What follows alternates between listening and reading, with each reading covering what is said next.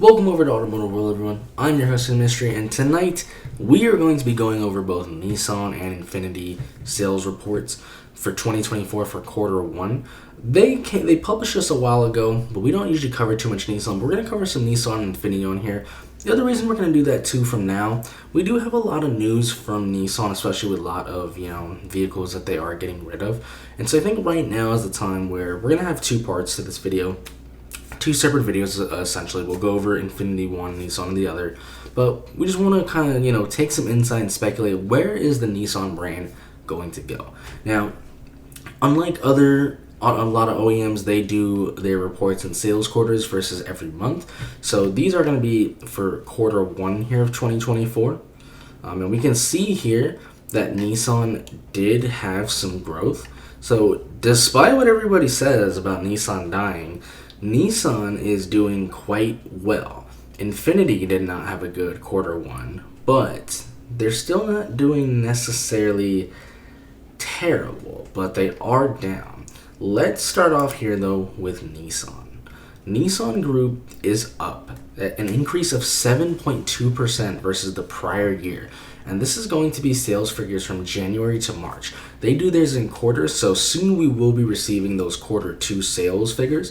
But like I said, we're going to go over this one just so we can speculate and see, okay, where can Nissan as a brand go from here?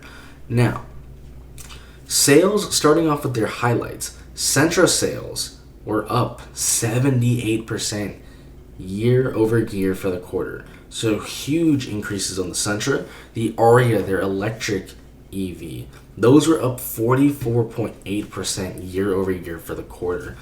Big boom there. Sales of the Z, this is one we're going to focus on a lot.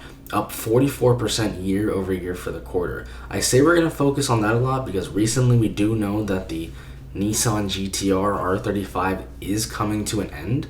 So that's going to be a really big car for Nissan, especially the enthusiast market. We're going to cover that quite a lot. We're going to talk about that quite a lot. And then the Rogue. This is something Rogues always sell for Nissan. There's a ton of these out there on the road. Up 18.7% year over year for the quarter. So Nissan did have some sales increases. As for Infiniti, we'll get into those in another video. We did see though on the top there, they did have some decreases. Infiniti, just like with Honda and Acura has also been struggling. Infiniti has kind of had those same struggles as well. But we know Infiniti has some new models, so we'll get into that in a little bit. But we're going to start off with Nissan. Starting off with the Versa. And this is big because when we look from last year to this year, we have a huge increase. Essentially almost a 91.6% increase. That is absolutely huge. From just under 4,000 units in last year's first quarter to almost 7,500 units in this first quarter of 2024. As for the Sentra as well, huge gains, 78% increase from just a little bit over 22,500 last year. We're already at over 40,000 units this year. So like I said, to those who say Nissan is not growing and Nissan is dying, that is just not true. We're seeing huge gains here. As for the Altima, this isn't really surprising. Sedans just kind of are falling out of favor, especially even when we look at things like the Honda Accord and things like that. They are falling out of favor. It didn't do bad. Last year they sold just under 33,000 units. This year we're at a little bit over 28,500 units. So it is down 12.9%, but it's still not bad. It's not like they're selling like 5 or 10,000 units. But there is a little bit of voice for concern there, especially because the Ultima 2 was reworked recently, and it's quite a nice model, even with the VC turbo. I wish they didn't have the CVT on there, but that is a bit interesting. I think there is some cause for concern for the Ultima there, especially as the next model we're going to talk about, which is one of my favorites because it has a V6, being that Maxima. We know that is going away. Wish there wasn't a CVT in there as well, but we know that model is being discontinued, and that's a 76% decrease. A little bit over 2,200 last year in that quarter, in the first quarter of 2024, 529. Like I said, we know this model is being discontinued, so this really isn't a surprise. But like I said, this also causes a voice for concern for the Altima. Obviously, the Altima is a little bit smaller, but it is cheaper as well, and it is still a very capable vehicle. So Definitely concerns from the Altima there, as there's not a lot of sales from Maxima anymore. So there's not really a lot for Nissan Altima to capture from this model. So really, really kind of concerning on both of those models there. As for the Leaf is an interesting car. It is arguably, one of the cheapest, if not the cheapest EVs out there, especially here in the United States. But for the price it's just not worth it. I'm sorry. It's just really, really not worth it. Now, the Leaf has become something like, if you can find a used model with really good capacity, you can save a lot of money. But, the Leaf is down 51.5%. The Leaf really, really needs to be reworked. And I know Nissan is trying, and I know especially when it comes to an EV that is that price, it is very hard to make it better without making it more expensive and unattainable. But the Leaf is just going down 51.5%. It's on just, over 2,300 units last year in first quarter of 2023. This year in quarter 2024, just a little bit over 1,100. So the Leaf is really, really going down there. As for the Juke is gone. Reason also, it's just, it didn't sell. Also, that model was essentially, it was renamed. So, the Juke, that's an anomaly there. As for the Z, 44% increase. That's really, really good. The thing is, last year they sold, in the quarter 1 of 2023, they sold 466. This year in quarter 1 of 2024, 671. So obviously the Z is not a volume seller. They're not even selling 1,000 units in each quarter.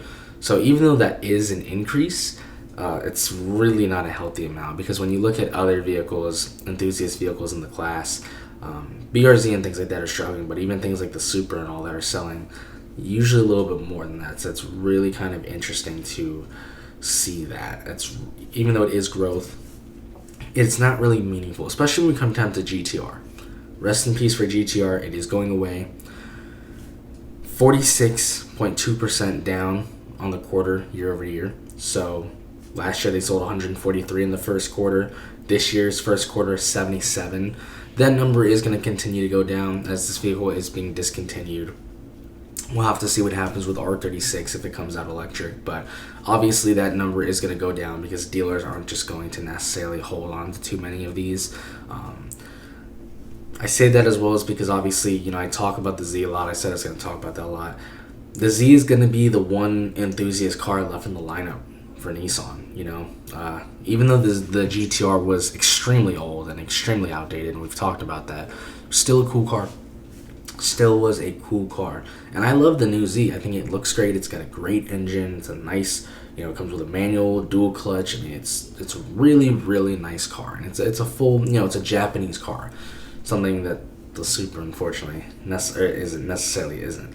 But I talk about the Z because obviously with the Z, GTR is going to be gone. We know that. They told us that.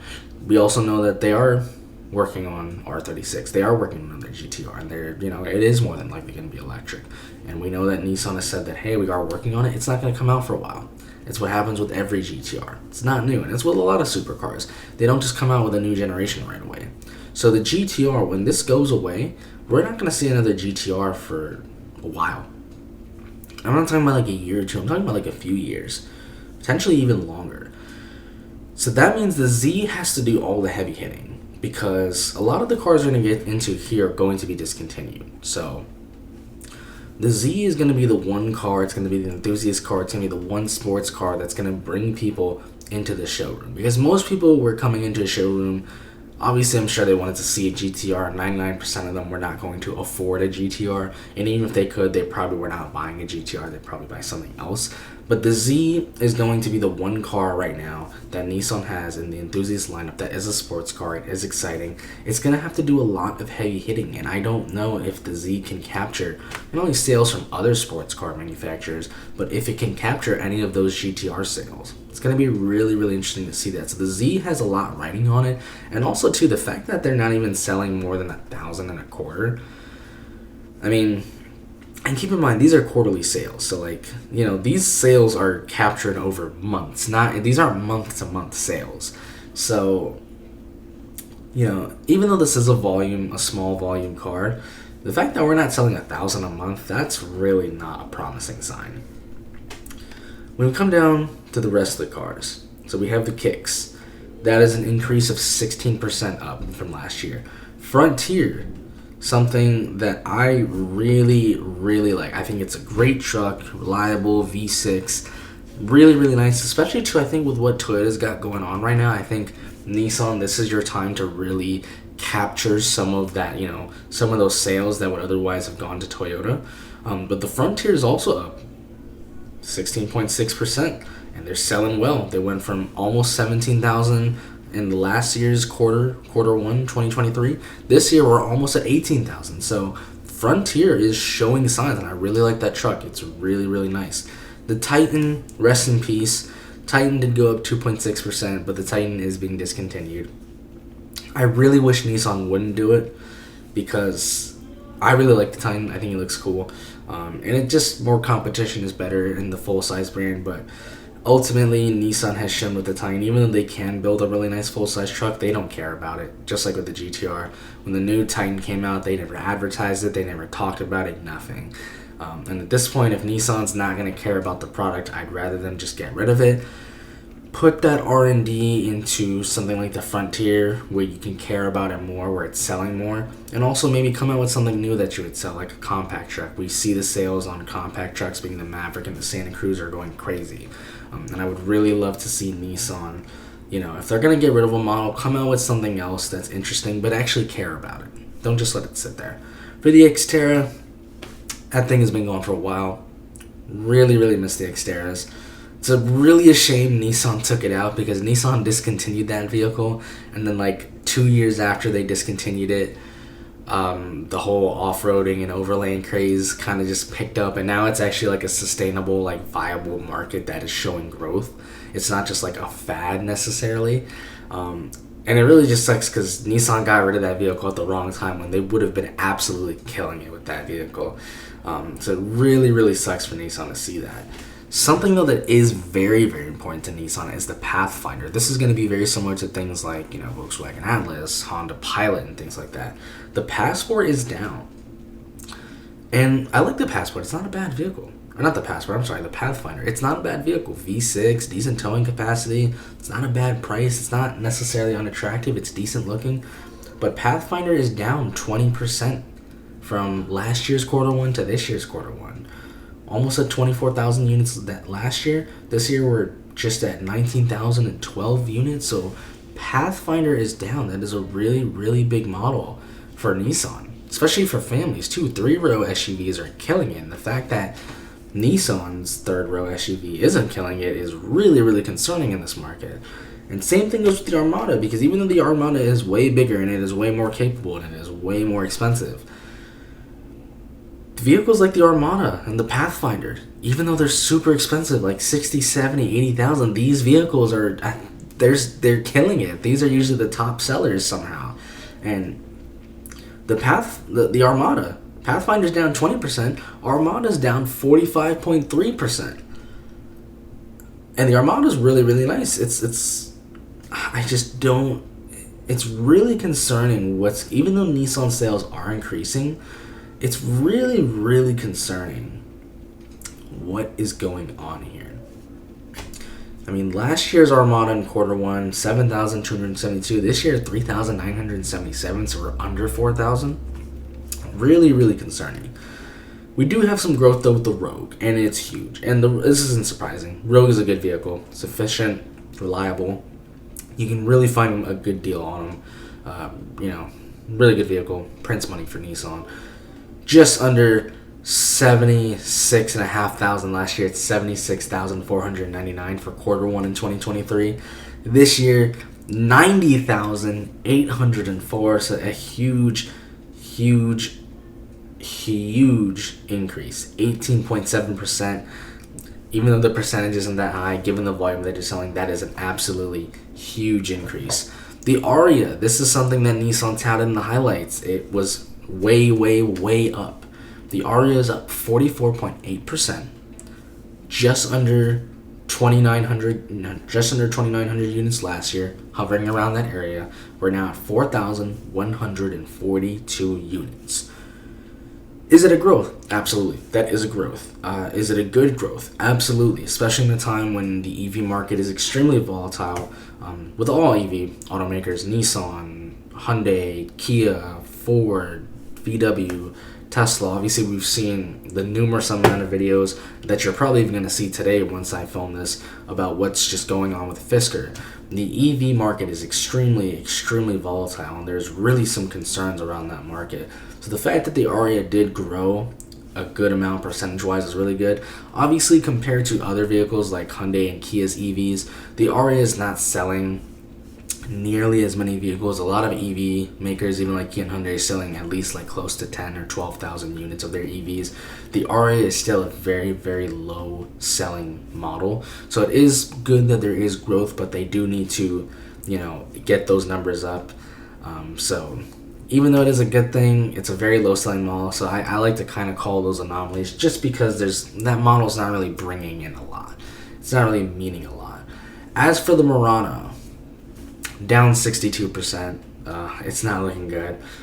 Close to 12,500 units last year. This year we're still under 5,000 units. So for the Murano, it's not looking good. For the NV, the NV200, those would be like the vans and things where they didn't sell any.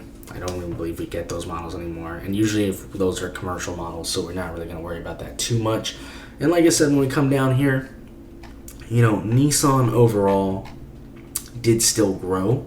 But there is some serious concern because the Altima should do... It's not doing bad still compared to the rest of the class. There's a lot of sedans that are doing worse than the Altima, but the Altima should be doing a little bit better than it is. The Leaf is... I'm not really surprised, but for a cheap EV as well, it's concerning. The Z is still very concerning, even though it is a low volume seller. It's not meant to be a huge volume seller, but it is going to be the only sports car enthusiast car in Nissan's lineup for for quite a while now.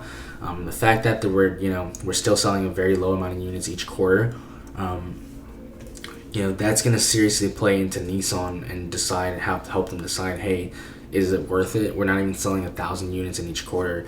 Is it worth it for us to keep putting in all this money and all this R&D into this type of vehicle, or go into something else? And then there's also some other concerning things here as well. Frontier isn't concerning. I think that's doing really well. I am concerned, though, about Pathfinder and Armada, just because those are both family cars, SUVs, body on frame. Those are cars, especially in this market, that are supposed to be absolutely killing it. There's no reason those cars should ever be down on any month, whether you do your sales month to month or quarter to quarter. So the fact that the Armada is down, and especially the Pathfinder being the cheaper vehicle and just the more mainstream vehicle of the two, it's really, really concerning for me on the Nissan side. That's going to do it for now, though. Like I said, Nissan is still up overall. We're going to end this video here, and then I'm going to start and go on to the Infiniti side, and we're going to end it there. But let me know what you guys think down below. All of you guys and girls, let me know what you think down below of these Nissan sales figures for quarter one. Like I said, soon we will get those quarter two figures. So when those come out, we'll be right on it the day it comes out, and we will post that video. That's going to do it for now, though. Thanks for watching, everyone.